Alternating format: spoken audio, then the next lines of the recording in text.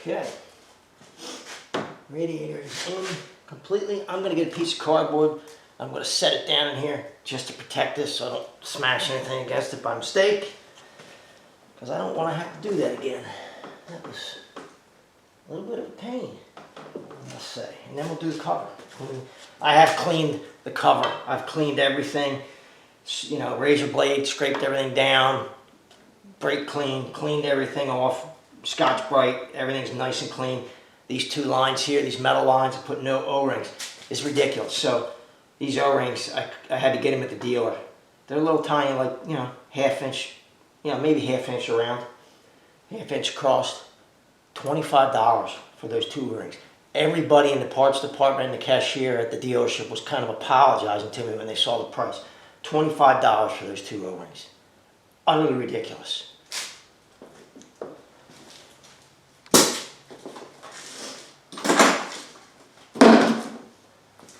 And while we're doing a little rant about Mopar, like I said, 80,000 miles on this engine.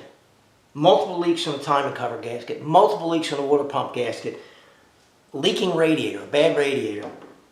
This owner takes care of this car. This car's maintained. It's not like it was abused and not, you know, not taken care of. That radiator from the dealer, $550. 80,000 miles, it's leaking. Why would I go buy another OEM one that costs over twice as much as getting an aftermarket one? This one has a lifetime warranty on it. 80,000 miles is bad. The quality is just horrendous. It's like, what is going on? There's no reason that should be bad at 80,000 miles when it's not abused. And this has not been abused. So, enough of my rant. We're going to start with the cover now.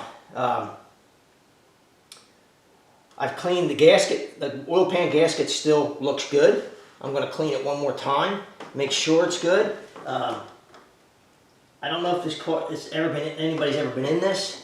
It looks like they have, but I don't know where the oil pan meets timing cover gasket, that seam. We're going to put some RTV in there, some silicone. I'm going to clean this up really good.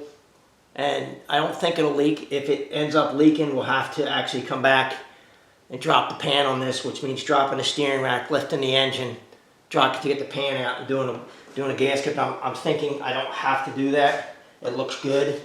I'm just going to reseal it and we'll see if it holds.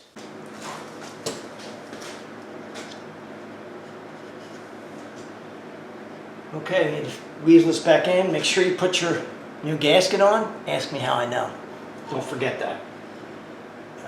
Carefully, I'm going to set it down in here. Over the crank. Going to pull our line out of the way. Just enough room to get this out of the way, if I remember correctly. It's a pain. It ain't easy, but it can be done because I did it before. This is my third go around here. Oh.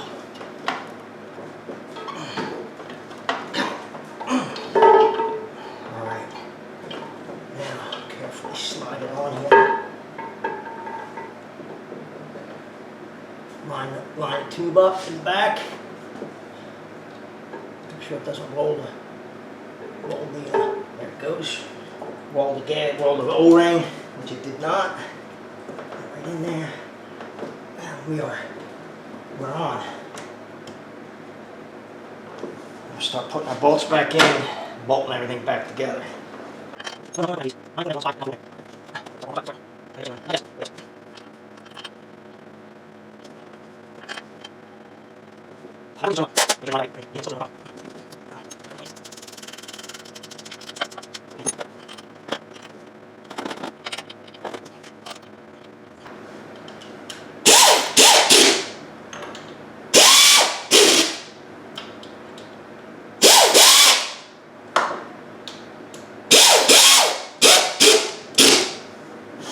Go down and check the bottom, make sure everything's okay. And we'll torque them too while we're there. Torque.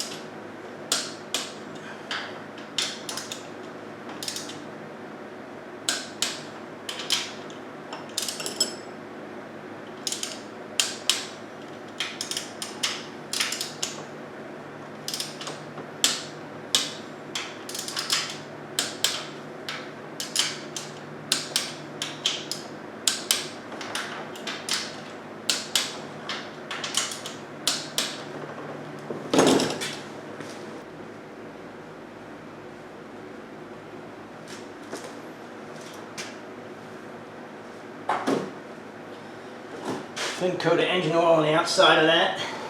Cannot get my installer on here because there's just not enough room. So I'm going to have to do it by pulling it on, which I believe I can do.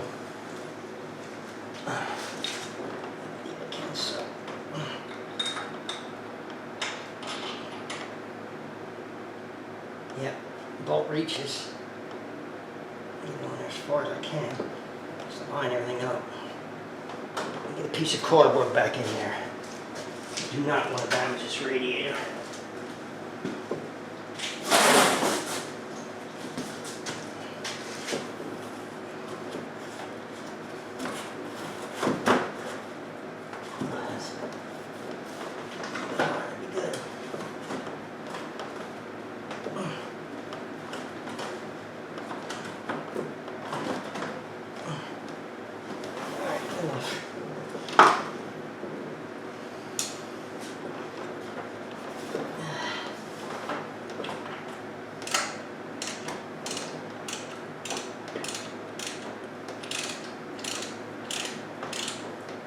That's pulling it on.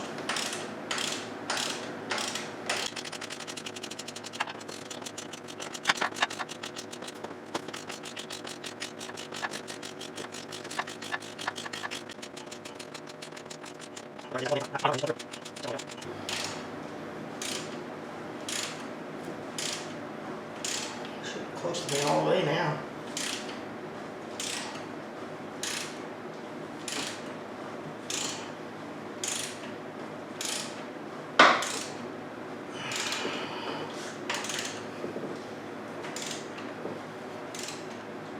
There it is. Okay. 130 foot-pounds is what it says, so let me get my pipe wrench and my rags and get that set up and get that done. Before I put this pump on, I gotta slide my fans back in here because they won't clear the front of that pump. I know that from taking them off, so we're gonna slide them down in there. And we're gonna drop them low. We're actually not gonna put them where they're supposed to be. We're gonna go actually past. We just want to get them down and out of my way, I hope. I hope. We'll see. Come on. Come on. Yeah. Well, it's actually in the bracket, isn't it?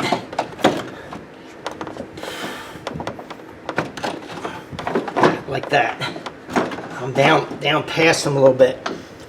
But I know that I can't get past that pulley on the front of the water pump once I put the pump in.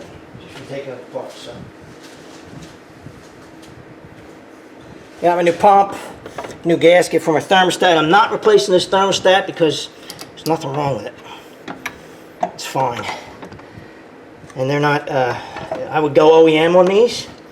OEM on these, I gotta tell you, I think it's like 60 bucks, something like that. Something like that. It's not cheap. I'm sure my O-ring goes in without rolling the O-ring. That's why I have a little bit of grease on it. There it goes. Good. That'll hold it for me. Let's get some bolts in. Cardboard, right?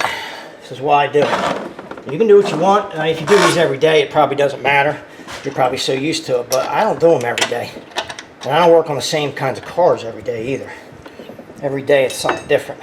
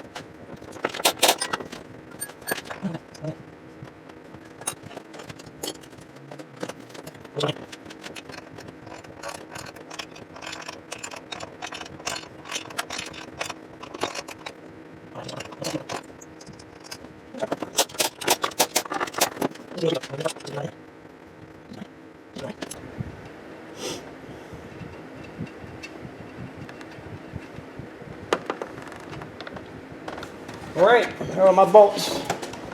Let's go around, torque them all to 18. 18 foot-pounds.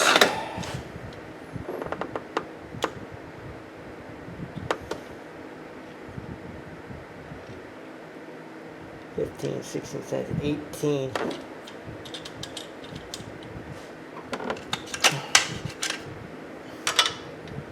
Nope.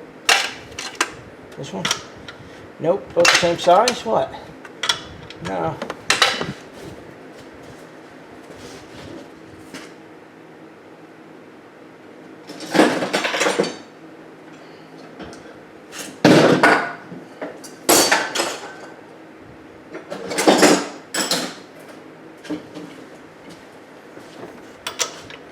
Oh.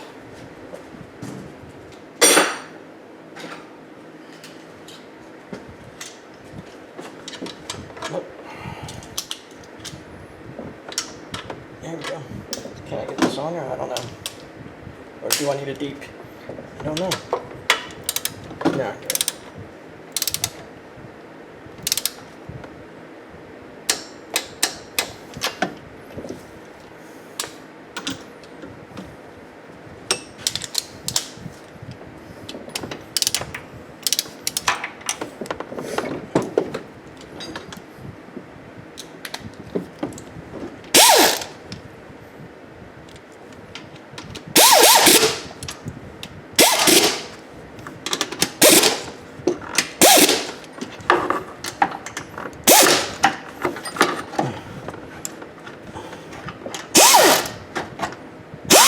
Come on. Missed it. Come on. Quit fighting me though. Come on. Quit fighting me.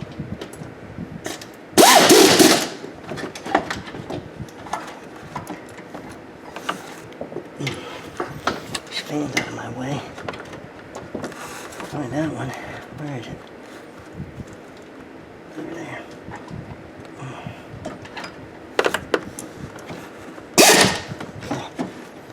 Ah.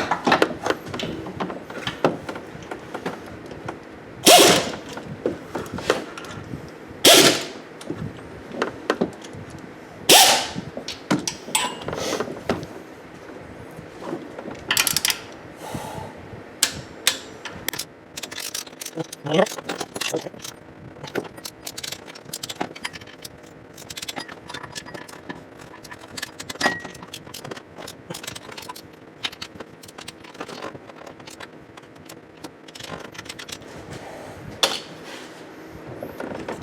Put my pulley back on.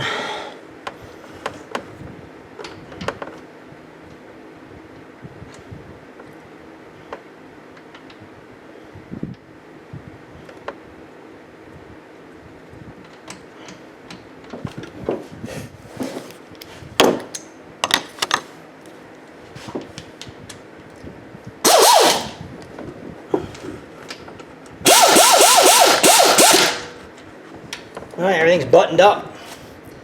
As far as the cover, water pump, I'm gonna let this sit for a little bit to let that silicone cure. I don't really want to get on that right away. I want to give it a chance to set up. Plug my sensor back in here, lock it in place, and we'll start bolting our accessories back up. We'll hook our AC and alternator, AC compressor, alternator, bolt them back up. Get that done, get my fans back in place and start running hoses. While I'm at it, let me bolt this down since I'm right here.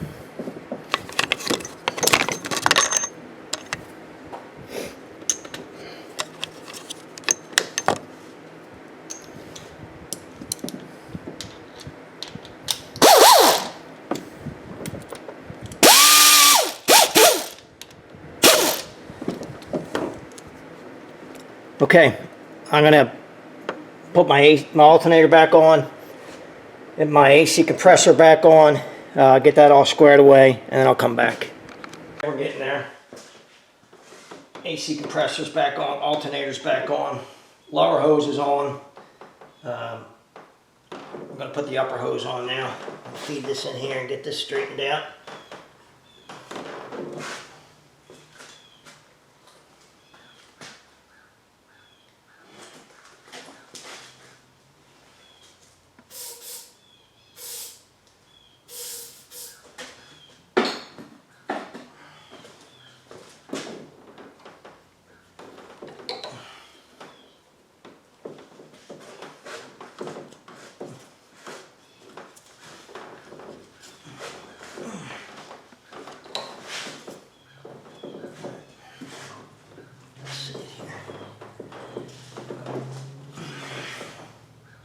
All the way on.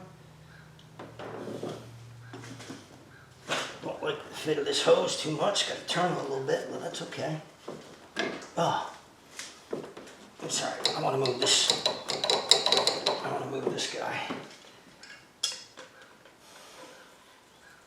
I need to face down for me.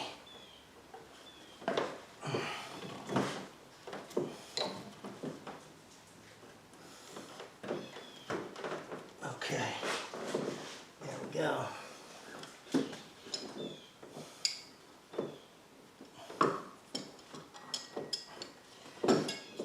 Got this every which way but not where I want it.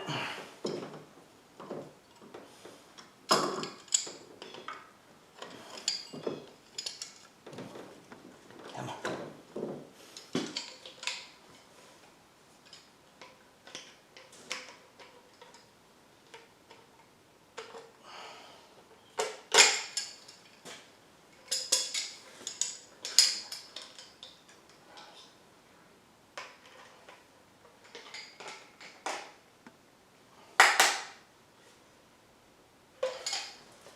Let's try it again. All right. Get my hoses, clamps where I want them.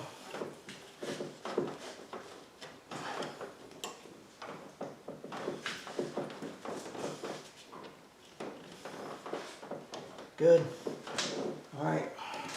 I'm not a fan, really, a fan of the stinking hose. I don't like the way it's behaving here. All right. Get this end on.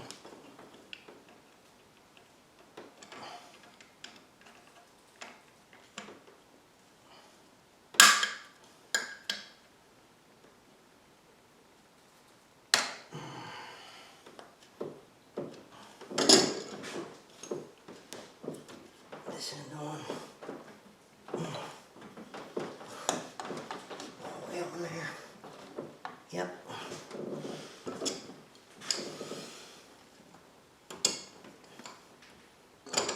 See if I can get pliers on it, maybe. And figure out a way to get it in here. I'm gonna have to switch pliers on this, I don't know. Maybe not. I know you can't see. Guess what? I can't see much either. It's tight. Let's see if I got it on there far enough. I did. I gotta adjust it a little bit, so it's a little too far.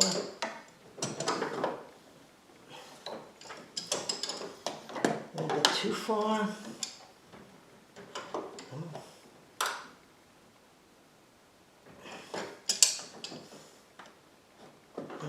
Move that a little bit. It's up against the harness. I don't want that. Just turn it a little bit. There we go. Okay. Upper hose is on. I got one screw to put in here, which I got to find. Which is not in my thing, which is surprising to me, but I'll find it. One screw to finish putting the fans in. I got my connector for the fans somewhere here. Let me get that, let's get that in place. Don't forget that. Clip that back on, good. I did check the petcock earlier, it is closed. Okay, let's do the belt. Now, let me put the tensioner back on. I undid that tensioner, so let me put that back on and do the belt. The belt is on. I'm going to keep going, I guess. I'm almost done. Almost. I don't want to jinx myself, but I'm almost done. Throttle body's got to go back on, and the plate that goes with it. I'm I am going to change the oil on this. I had that pan, you know, that cover off of there that's open to the pan. Anything that got down in there, not much, if anything. I was careful, but still, I don't want that going back, getting sucked back up into the engine. We're going to do an oil change on this as well before we start this thing up. Yeah. Just finish it up. All right, so I got everything back in here. This thing was a royal pain. I just, you know, it fits just a little bit off with the aftermarket throttle body, bigger throttle body, and the spacer, you know, jams you up against this cross piece in the front. And it's just a little off that it's pain. It was not right at all before. So now it is, but I still don't like this, but I can't do anything about it. And it's not going to leak any air. It's on there. It's clamped down, so it's fine. So I got to put coolant in it. New coolant. Don't put your old coolant back in when you're doing this. Just new coolant. And I'm going to do an oil change. And then we're going to start it up, check for leaks, and see how it does. There's one thing I wanted to show. When you go to refill this coolant, there's a plug right there. You see it? It's a hex. You want to fill the reservoir basically up to the full on cold and break that plug loose until the air comes out. Make sure you get the air out of that. And then once you do that, seal it back up, and then you can run it, bring it up to temperature. I like to let it sit overnight if possible, and actually go to cold again, get fully cold, you know.